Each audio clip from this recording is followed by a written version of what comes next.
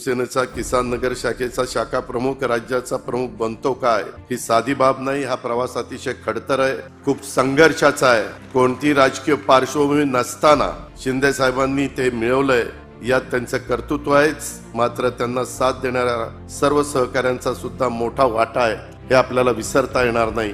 मला वाटतं त्यांच्या या यशस्वी वाटचालीमध्ये जसं त्यांच्या आई वडिलांच्या संस्काराचा भाग आहे, तसंच त्यांच्या धर्मपत्नी सौभाग्यवती लता वहिनींच्या देखील खंबीर पाठिंब्याचा सुद्धा वाटा आहे. त्यामुळे या निमित्तानं मी सौभाग्यवती लता वहिनींचं देखील मनापासून अभिनंदन करतो.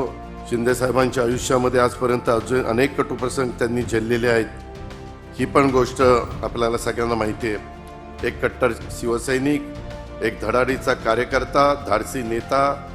शिंदे साहेबांचे अनेक रूप या पुस्तकातून आपल्या समोर येतात. मात्र नातवावर प्रेम करणारा प्रेमळ आजोबा या पुस्तकात फारसा दिसला नाही.